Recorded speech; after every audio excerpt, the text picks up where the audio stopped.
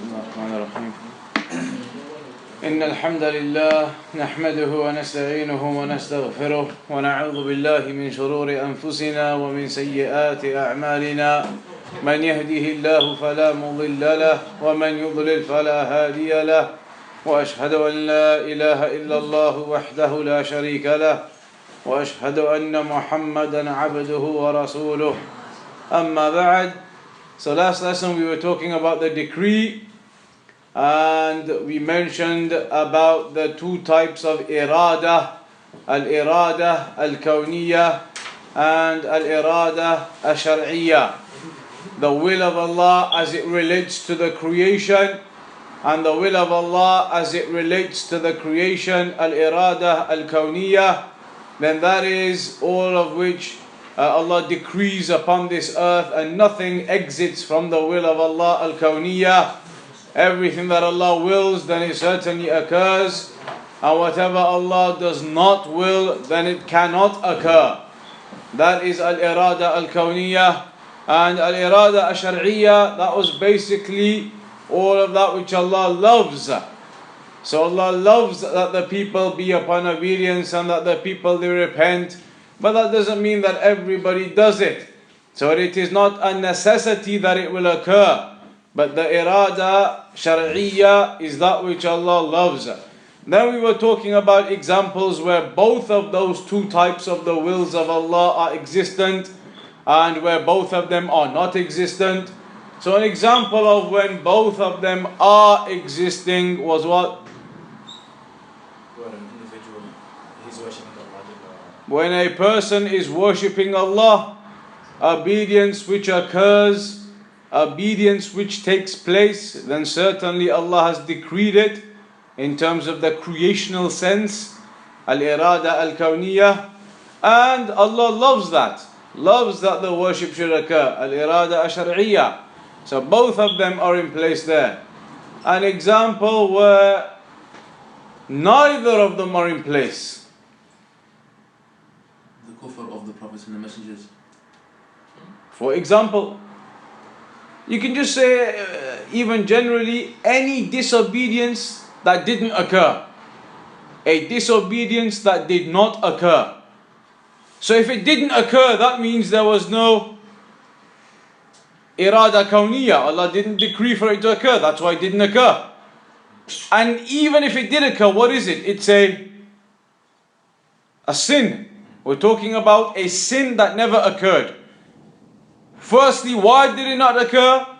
Because Allah didn't decree for it to occur. Any particular sin, we're talking about it hypothetically, a sin that never occurred. It didn't occur because Allah didn't decree for it to occur. Al-irada al-kawniyah wasn't there.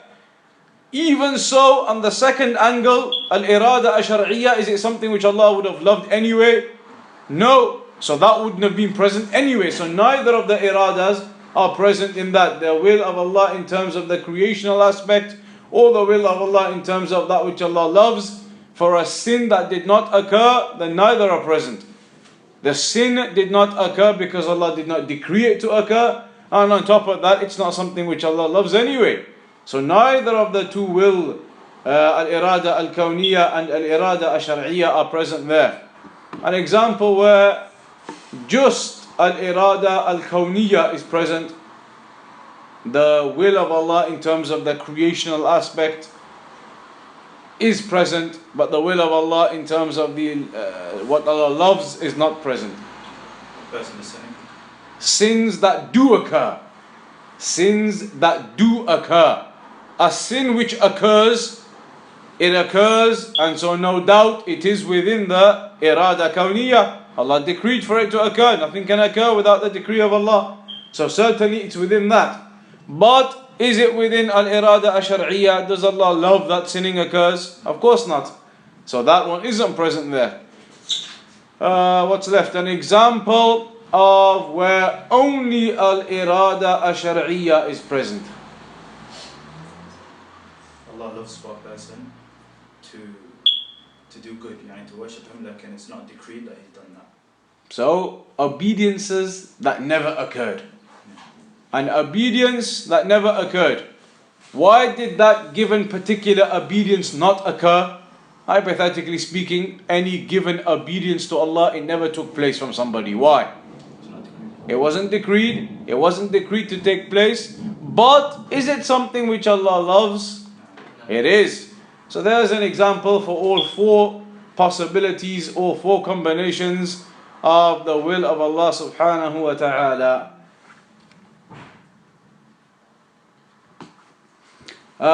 So from there then, the next section is regarding Iman.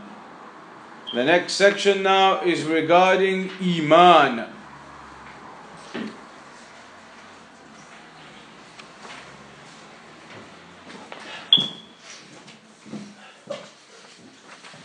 The author says, قول المؤلف رحمه الله والإيمان قول باللسان وعمل بالأركان وعقد بالجنان يزيد بالطاعة وينقص بالعصيان قال الله تعالى وما أمروا إلا ليعبدوا الله مخلصين له الدين حنفاء ويقيموا الصلاة ويؤتوا الزكاة وذلك دين القيمة فجعل عبادة الله تعالى وإخلاص القلب وإقام الصلاة وإيتاء الزكاة كلهم من الدين وقال رسول الله صلى الله عليه وسلم الإيمان بضع وسبعون شعبة أعلاها شهادة أن لا إله إلا الله وأدناها إماطة الأذى عن الطريق متفق عليه فجعل القول والعمل من الإيمان وقال تعالى فزادهم إيمانا وقال ليزدادوا إيمانا وقال رسول الله صلى الله عليه وسلم يخرج من النار من قال لا إله إلا الله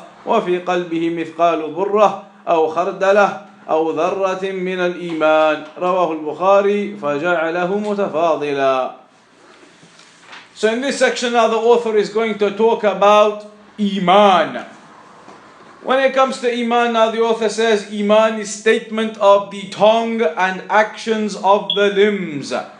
Iman is statements of the tongue, actions of the limbs and belief of the heart. Aqdun bil janan.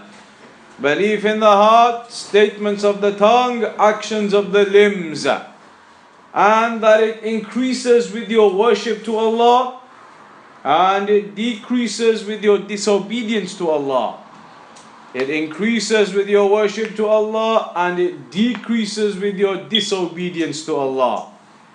Allah subhanahu wa ta'ala said that indeed He did not command them except for them to worship Him sincerely, hunafa, upon tawheed, and to establish the prayer and to give the zakat. And all of that is termed as the deen. ذَلِكَ دِينُ الْقَيِّمَةِ. All of that is termed as the religion, the sincerity of the heart, the establishment of the prayer, the giving of the zakat. All of that is termed as part of the religion. So here then, coming to this topic of Iman. What is the definition of Iman with Ahlus Sunnah wal Jama'ah? The definition of Iman amongst Ahlus Sunnah wal Jama'ah is as mentioned there that it is statements of the tongue, belief of the heart and actions of the limbs. However, in some of the books of the Salaf, you find that their explanation is explained in a slightly different way. So they say that Iman is statements and actions, and that's it. In some of the books of the Salaf you find that they say Iman is statements and actions. They don't mention belief of the heart. Here we typically say now belief of the heart, statements of the tongue, actions of the limbs. Belief in the heart, statements of the tongue, actions of the limbs. But in some of the books of the Salaf you find that they only say it is statements and actions, and that's it, twofold. Statements and actions. So how do we understand that? And it's correct what the Salaf mentioned, statements and actions. But how do we understand that then? Because your belief in the heart would be manifested on your actions and statements. Almost. That's almost it. Because when they say statements and actions, what they mean by that is statement of the heart and statement of the tongue, and action of the heart and action of the limbs. Statement of the heart is the belief of the heart, as you say. Actions of the heart are the certain types of obediences that occur from the heart, like love, fear and hope, dependence. And then actions of the limbs, that's clear as we already mentioned. So really, even when they say just statements and actions, in reality it is incorporating exactly what we say: belief of the heart, statements of the tongue, actions of the limbs. Because their statements and actions of the heart are equivalent to what we mean by belief of the heart. In fact, Shaykh al-Islam ibn Taymiyyah, he even explained it in a 5-fold definition. What was the explanation of Shaykh al-Islam ibn Taymiyyah, which was actually 5-fold? And in reality it's exactly the same as the 3-fold explanation. The 3-fold explanation: belief of the heart, statements of the tongue, actions of the limbs. The Salaf sometimes mentioned it in 2 categories: statements and actions, which were then subdivided into 2 and 2, so they ended up with a 4-fold definition. Shaykh al-Islam ibn Taymiyyah has a 5-fold definition of Iman, which is still exactly the same as the 3-fold one, just a different way of explaining the same thing. But what was this 5-fold explanation of Shaykh al-Islam ibn Taymiyyah of Iman? Did he add increase and decrease? Increasing and decreasing, that's a separate section, it's always there. But within the definition, in terms of belief of the heart, statements of the tongue, actions of the limbs, that's 3-fold. The Salaf would say statement of the heart, actions of the heart, statements of the tongue, actions of the limbs, 4-fold. Shaykh al-Islam ibn Taymiyyah actually had a 5-fold definition upon those categories. So that is therefore the homework for the week. So that is therefore the homework for the week, to find what was Shaykh al-Islam ibn Taymiyyah's 5-fold definition of Iman. And just to make it a little bit easier, you'll find it in al-Aqidah al-Wasatiyah. So what was the 5-fold definition of Shaykh al-Islam ibn Taymiyyah, bearing in mind that it's actually exactly the same as this. It comes back to the exact same thing: belief in the heart, statements of the tongue, actions of the limbs. There is no difference, it's just a different categorization of the same thing.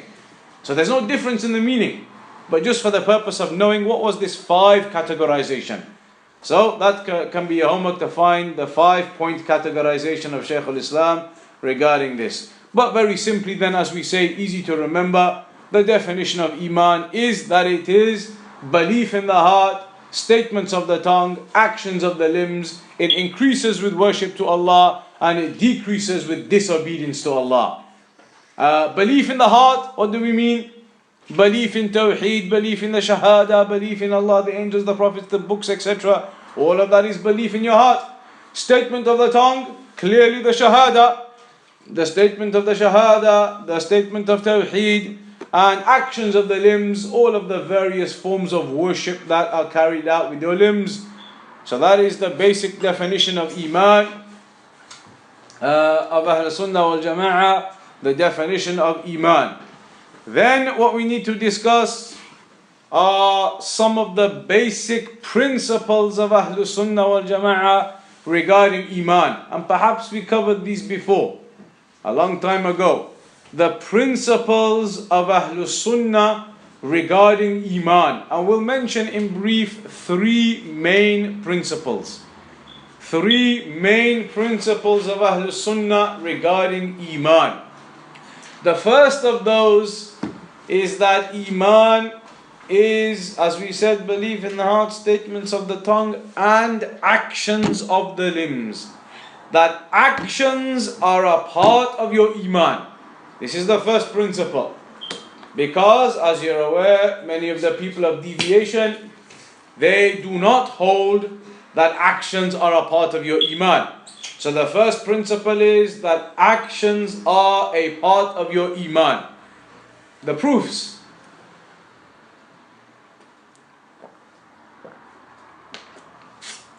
What are the proofs that actions are indeed part of your iman?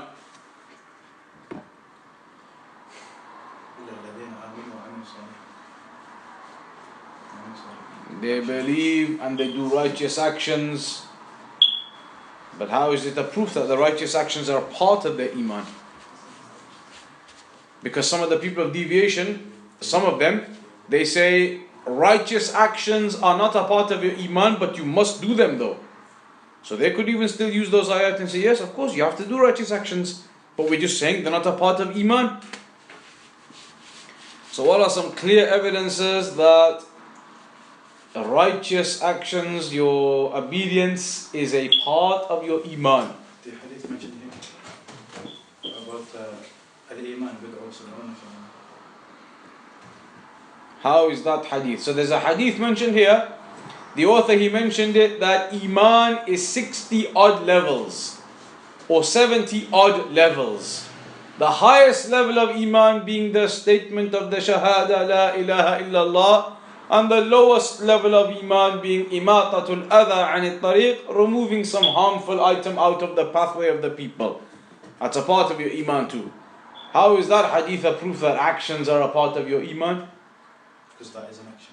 What's an action? This action of removing something from the road. Correct. So the hadith, it says that iman is 60 odd or 70 odd levels. The highest of them, la ilaha illallah.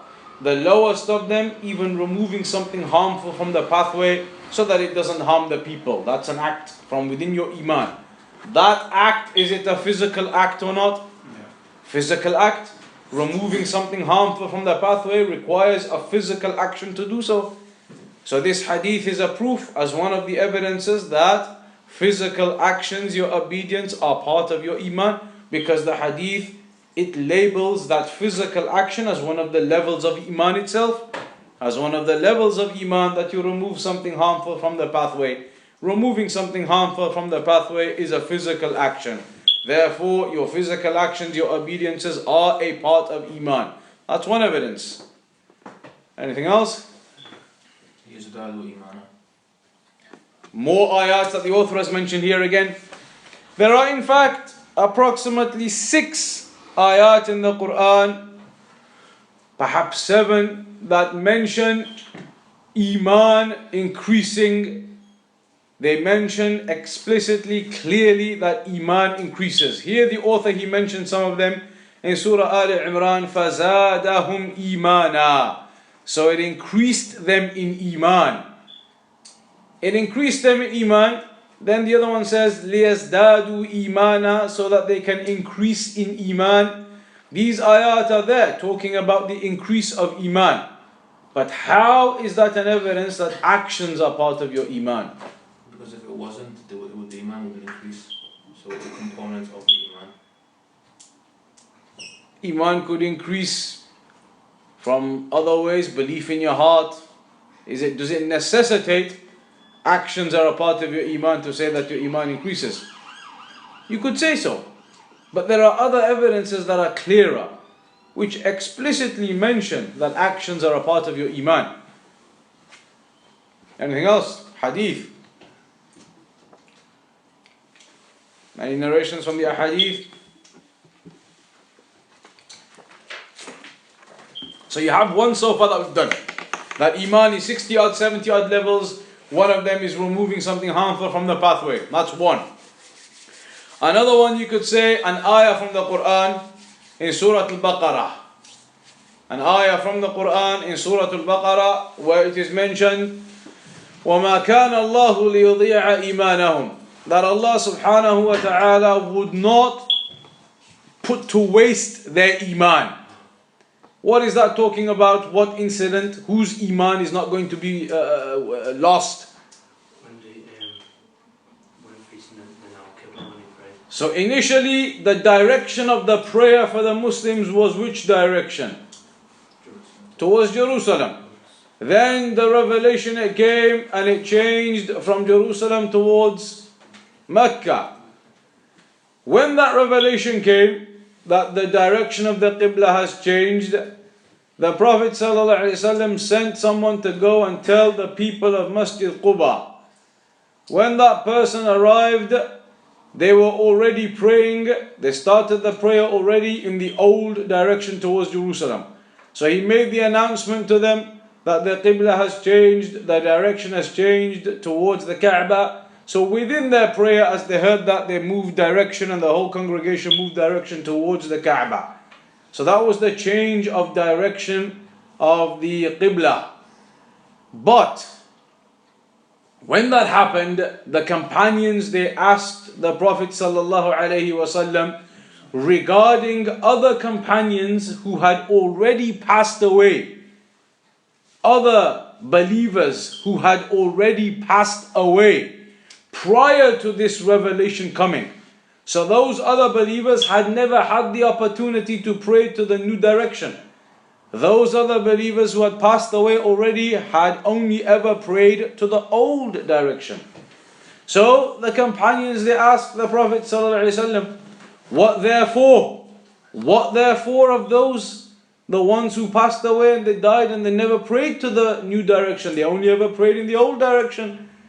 So then the ayah was revealed that their iman will not be lost. Their iman will not be put to waste. So now what does it mean, their iman will not be put to waste? What is their iman referring to now? The prayer that they used to pray in the old direction. I.e. their prayers that they used to pray in the old direction, even if they died before the new revelation came, those old, their prayers to the old direction will count for them. They will count for them. That's all they had when they were alive. They never saw the new revelation. So those prayers will count for them. But in the Quran, in the ayah, it's not the word prayer that is used. The word used is iman. Their iman will not be lost or put to waste. So the word iman is being used to indicate and refer to the action of the prayer. The prayer is a physical action. The prayer is an action. It's a physical act of worship as well as other aspects to it. But there is a physical aspect to it.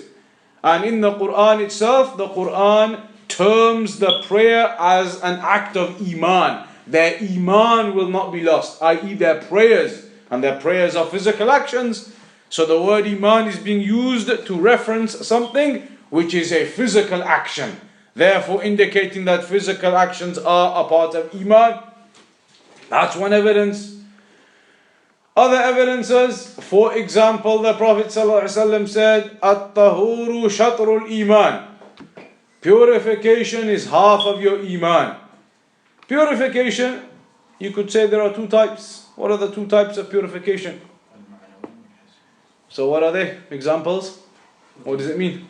You've got the physical and the spiritual. So what's the spiritual purification? Purification of the heart, removing the shirk and replacing it with tawheed, purification, to remove that evil of shirk. And the physical purification acts like wudu and ghusl. Physical purification, that's a physical act. The hadith says that purification is half of your iman. It doesn't specify any particular type of purification, so the physical aspect of purification comes into it. So therefore, your physical purification as well is within the hadith, which is saying that your purification is half of your iman, part of your iman. So your physical acts again of wudu and ghusl, physical obediences and actions are being termed as being half of your iman, part of your iman. So again, physical actions and obediences are part of your iman. Also the hadith of the Prophet ﷺ, أثقل شيء في الميزان الخلق الحسن. The heaviest thing in the weighing scales is the good manners, the good mannerisms. Again, good manners are physical things that people do.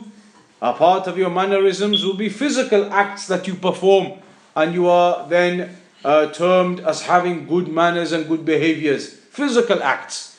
This hadith is saying that the heaviest thing in the weighing scales will be your physical mannerisms, your physical acts. أثقل شيء في الميزان. That the heaviest thing in the weighing scales will be those physical actions of yours. The scholars also use this narration to indicate therefore that your physical actions are a part of your iman. That iman, those physical actions which will then become your heavy side of the weighing scale on the Day of Judgment. So these are all types of evidences that the scholars they use to indicate that your physical actions are a part of your iman. Al-Imam al-Bukhari, he said that he traveled to the different lands and that he met over 1,000 different scholars. He met 1,000 different scholars, more than 1,000 different scholars in different lands. And Al-Imam al-Bukhari says, I did not find any of them ever differing over the fact that Iman is belief and statements and actions. That it is indeed actions. Actions are a part of your Iman. Al-Imam al-Bukhari, that statement, that I met over 1,000 of the scholars in the different lands, and none of them ever differed over the fact that actions are a part of your Iman. In another narration of that version, or another version of that narration, it says at the end of it, and they did not differ over the fact that Iman increases and decreases.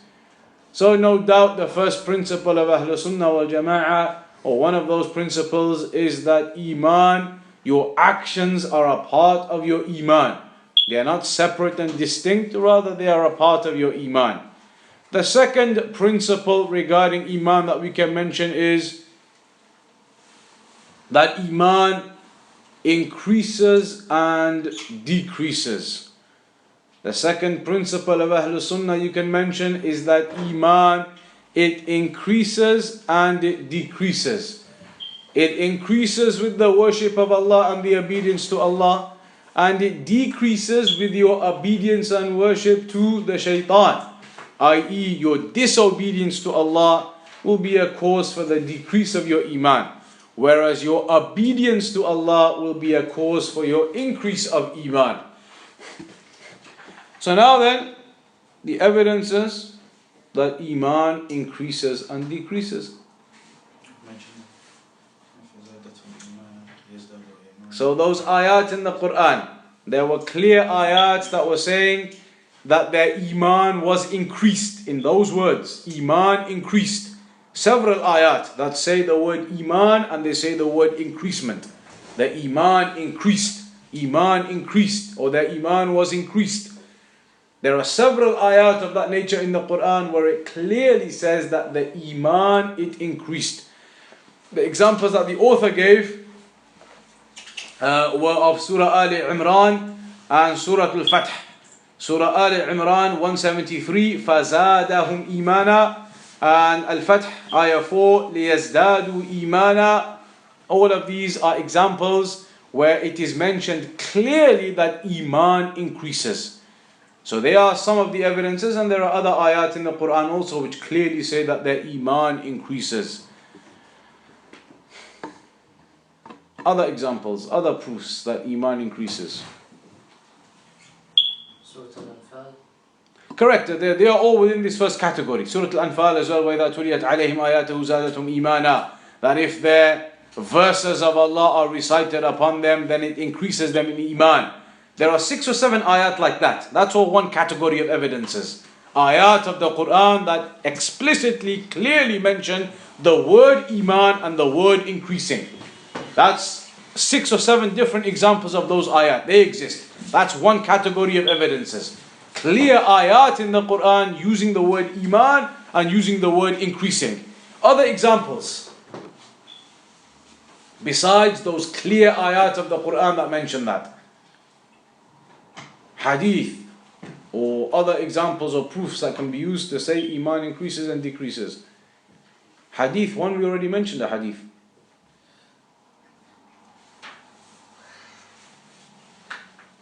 One hadith we already mentioned it. That Iman increases and decreases. Could it be the one that says there's 70 branches of Iman? Correct. 60 odd or 70 odd branches of Iman. If Iman has 60 odd or 70 odd branches or levels, then that indicates that Iman can go up those levels and down those levels of a person. 60 or 70 odd levels. Therefore the Iman of a person can rise up those levels and decrease down those levels. That is a proof also that Iman increases and decreases. On top of that,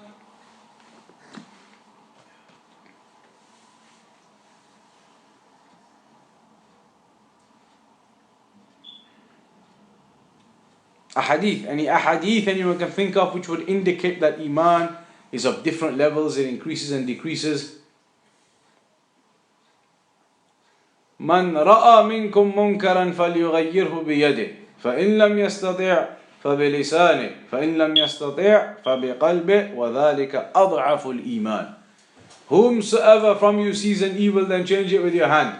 If you're not able, then with your tongue. If you're not able, then hate it in your heart. With your heart, and that is the weakest of Iman. So in this hadith, there are grades, there are levels, different levels of actions. And at the bottom level it says, if you hate it in your heart at least then, and that is the lowest of Iman.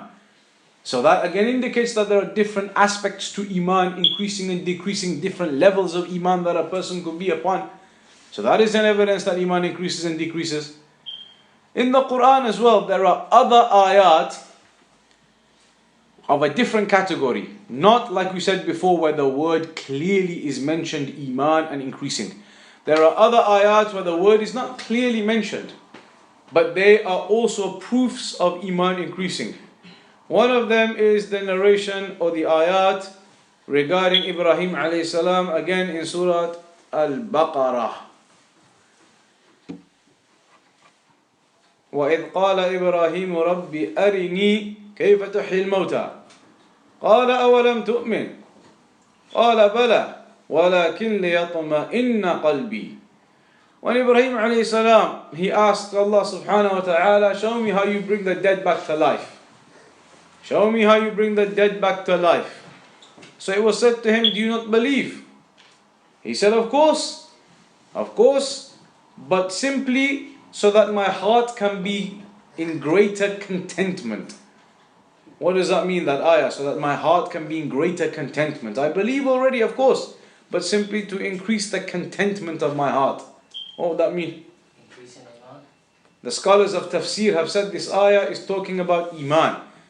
What Ibrahim alayhi salam meant there was, if I see it physically, that will increase my Iman even more. Even though already, of course, I have Iman in that Allah can bring back the dead to life, etc. Of course.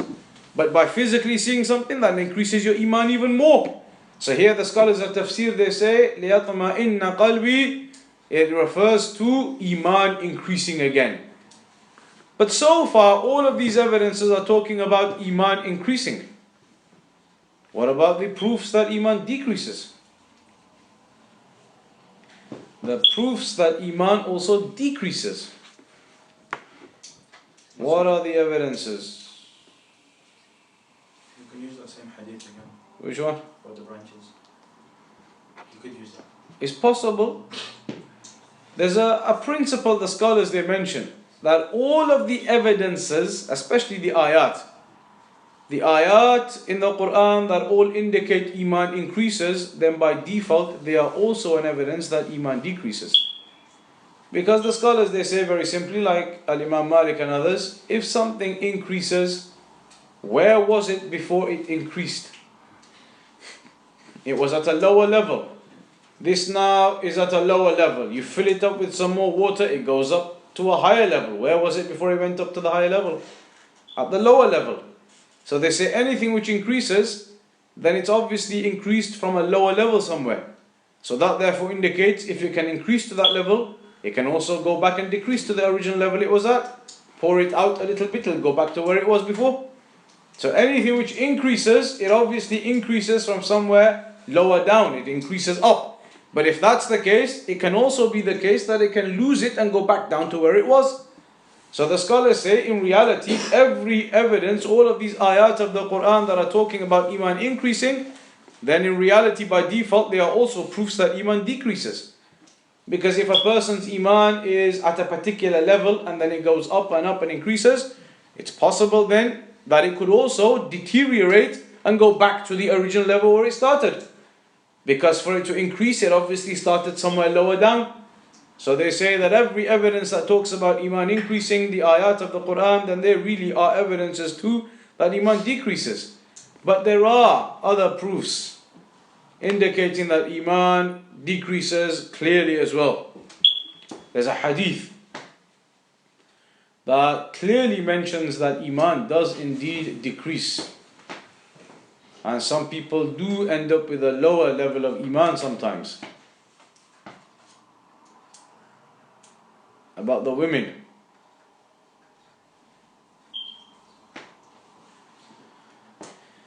ما رأيت من ناقصات عقل ودين من إحداكن. I have not seen anyone more deficient in the intellect and the religion than one of you, i.e. the women. What does this hadith mean? The deficiency of the intellect and the religion of the woman. In terms of the intellect, what it refers to is the Islamic ruling, the revelation from Allah, that there must be 2 female witnesses compared to 1 male witness. For certain affairs and rulings in the religion, that there must be 2 female witnesses as opposed to, in the same situation, 1 male witness would do. So that indicates the deficiency there.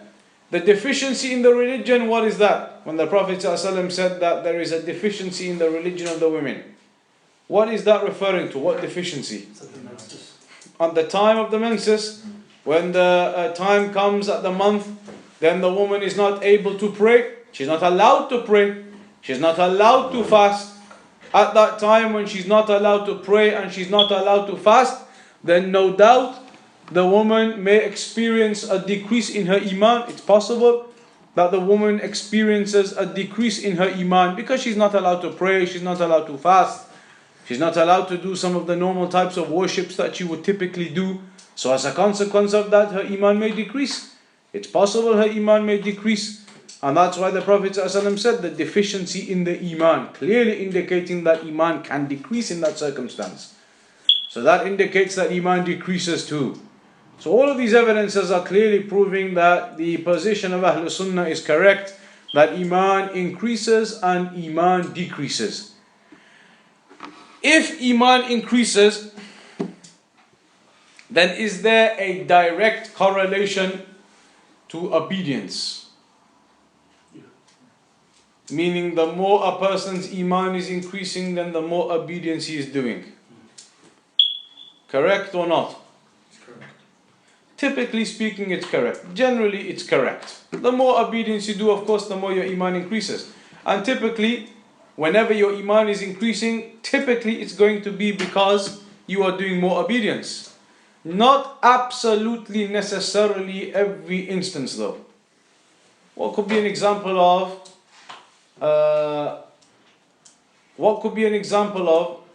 a person being rewarded? Your reward is going up, you're getting rewarded for something, but your iman isn't necessarily increasing.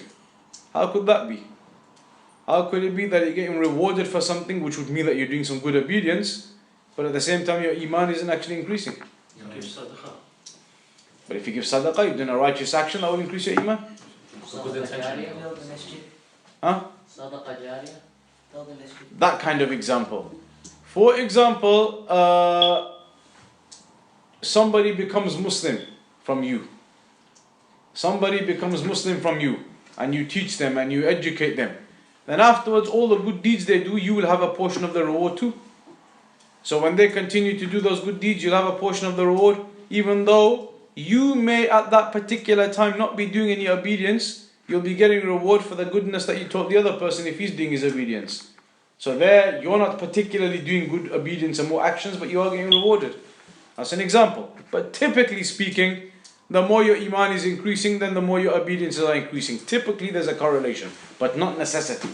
And the other way, the more your iman decreases, then that must mean that you're disobeying and sinning. There's a direct correlation, correct or not?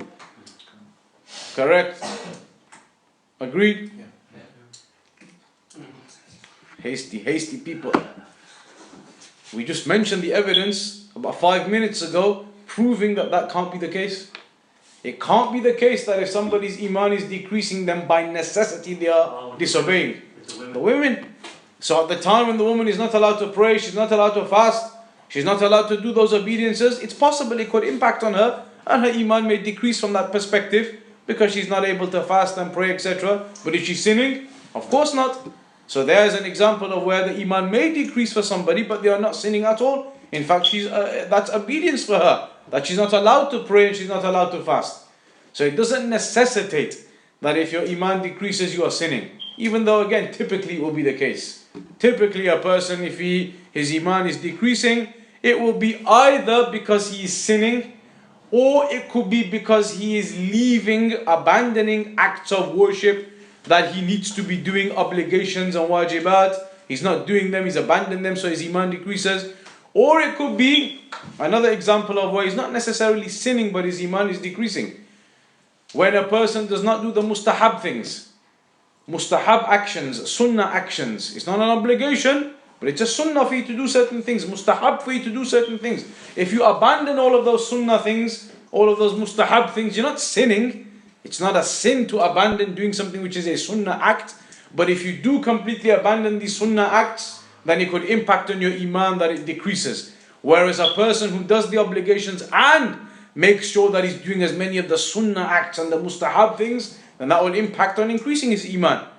But a person abandons all of the sunnah acts and the mustahab things and he doesn't want to do any of those, he abandons all of those, then that could impact on his iman going down somewhat too. You know when Ibrahim Islam asks to see how Allah subhanahu resurrects, that will increase in his iman, so would that be an example that he's not actually increasing his obedience?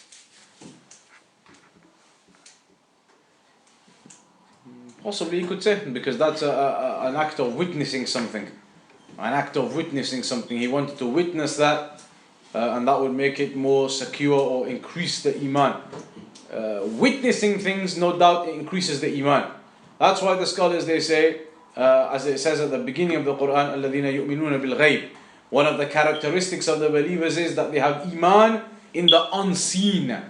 So we believe in the punishment of the grave, even though it's unseen to us. We believe in all of the affairs of the Day of Judgment, even though it's unseen to us. As Shaykh al-Uthaymin said, if the punishment of the grave was visible, if you could put a camera there and see what was going on, the punishment of the grave and the angels, then your iman would be obvious. Everybody would believe that. You'd have 100% iman in that then. That would be 100% iman for everybody when they can see it with their physical eyes. Yes, the punishment of the grave is going on. Just like you can physically see the bottle of water is there, everybody now has 100% belief that there's a bottle of water on the table. You can see it. So witnessing something, no doubt, it fulfills the iman, it increases it. So here you could say that's an example of witnessing something to increase the iman. But otherwise here, generally speaking, the connection between obedience and iman is a correlation. Generally speaking, the more obedience, the greater your iman increases. Or the more your iman is increasing, you should say it this way, the more your iman is increasing, then typically it indicates the more good deeds you are doing. And typically, the more your iman is decreasing, then it would indicate you are either sinning or leaving off certain actions and sunnah, etc. that you should be doing. So that is regarding the increase and the decrease. The third principle I will mention also, third principle of Ahlul Sunnah regarding iman, is that the iman of the believers is different levels. Part 2 was that iman increases and decreases. Part 3 is now that the iman of every person is at a different level. People are of different levels of iman. As opposed to the people of deviation, some of them who say that everybody's iman is one standard level. Your iman, my iman, the iman of Abu Bakr as-Siddiq radiallahu anhu, we all have one standard level of iman. That's what some of the people of deviation say. Ahlul Sunnah, we say no. The iman of the people is at different levels. Some people have more iman, some people have less iman. An example of that is the hadith of the Prophet ﷺ, where he saw a dream, and in this dream he saw the people wearing clothes, wearing the garments, the thawbs. And some of them, their garments, they only came down up to their chests. And some of them, they were a bit longer, they came to their waists. Some of them a bit longer down, some of them a bit longer down. And the Prophet ﷺ saw Umar ibn Khattab radiallahu anhu wearing a garment so long that it was longer than his body length. He was dragging it behind him past his feet. So then the companion said to the Prophet ﷺ, "Ma awwalta dhalika?" How did you interpret this dream? What does it mean? The Prophet ﷺ said, "Ad-deen," i.e. iman. That this dream was an indication that the level of iman people have is different. So the ones who had the short shirts, that indicated they had only a small amount of iman. The ones with the longer shirts had greater levels of iman. And Umar ibn al-Khattab radiallahu anhu had so much iman that his garment was so lengthy beyond his body length. So that was a dream where the Prophet ﷺ interpreted to them and said to them, the meaning of that is that people have different levels of iman. People have differing levels of iman, and it cannot be said that everybody is at one standard level of iman. Jibreel alayhi salam, his iman is the same as you and me, as some of the people of deviation say. So that is the third principle regarding iman. After that, all we need to mention briefly is some of the deviances of the people of misguidance regarding their definitions of iman. So now we've said that iman is belief of the heart, statements of the tongue, actions of the limbs. Some of the people of deviation, and basically they are the Murji'ah. The Murji'ah, they are the ones whose definition of iman is incorrect. And there are different types of Murji'ah. The most extreme of the Murji'ah are the Ghulatul Jahmiyyah, the extreme Jahmiyyah. Their belief regarding iman is simply ma'rifah, knowing Allah, ma'rifatullah. They say as long as you know Allah in your heart, irrelevant of statement of the tongue, irrelevant of belief of the heart otherwise, irrelevant of actions of the limbs, as long as you know of Allah, that is iman. If that was the case, then who else would be a mu'min? Shaitan himself, Iblis himself would be a mu'min then. Iblis himself knows Allah. So that is clearly extreme misguidance. The next level of misguidance you could say with regards to the definition is the Kullabiyah. The Kullabiyah, followers of Muhammad ibn Kullab, those individuals, they believe that iman is statement of the tongue only. So if that was the case, who would be believers according to them? The Munafiqun would all be believers, mu'mineen. So that is again deviance with regards to the definition of iman. After that, you could also mention the Murji'atul Fuqaha. The Murji'atul Fuqaha, of whom it is mentioned Abu Hanifa rahimahullah was from them in this belief, that iman is belief of the heart, statements of the tongue, but that actions are not a part of it. Belief of the heart and statements of the tongue, but that actions aren't a part of it. So they delayed actions from the definition of iman. But they say it is belief of the heart and actions of the limb and statements of the tongue. Even though they say the actions must be done. You must act, you must do the righteousness. But they say it's not a part of the definition of iman. The fourth category you could say is the Asha'ira. The Asha'ira, they believe again that iman, it is tasdiq. It is to believe, have the belief in your heart. Irrelevant of statement of the tongue, irrelevant of actions of the limbs. However, they do mention something additional, which is that they say, even though they believe it is simply belief in the heart, so as long as you believe in Allah, etc., you are a mu'min, you will go to paradise. They say, for us in this world as humans, we're not able to tell if somebody's a mu'min or not then. Because as far as they are concerned, it's not a condition to have to make statements of the tongue. So how are they going to know if somebody's a mu'min or not, who the Muslims are and who aren't? So then they say, as an additional criteria, that it is a condition for you to have to state the shahada, not because it's actually a part of the definition of iman, but just for the benefit of us on this world, so we know who the mu'min is and who isn't. Just so that we know. Meaning that if you refuse to say it, what's their ruling on you? That you're a kafir in this world as far as they're concerned. They can't tell. They can't tell because if you're not going to say the shahada, they don't know. But in the hereafter, their belief is, if you were really true in your heart, in the hereafter you will be in paradise. They say as long if you are truly in your heart, you're upon the belief, you're a believer in paradise. But if you don't say it, we don't know that. So we can't really behave towards you as a Muslim. But if you're true in your heart, in the hereafter you will be in paradise. It's just we can't do anything in this world about it. So us now say it, pronounce it so we know, utter the shahada so we know, but otherwise it's not a condition for your iman. If you have it in your heart, you don't want to say it, khalas, in the hereafter you still be in paradise. So this is again all the deviance of the people of misguidance in the definitions of iman. No doubt Ahlul Sunnah clearly from the evidences, belief in the heart, statements of the tongue and actions of the limbs. That's what we'll conclude upon that point today. Next week, inshallah, if we get the time as well to continue with it, we'll mention some of the deviances of the Khawarij. The Khawarij, they also went astray with regards to the definition of Iman. And then after that, we'll carry on with the next topic, which is continuing with some more details of Iman. وصلى الله على نبينا محمد وعلى آله وصحبه أجمعين.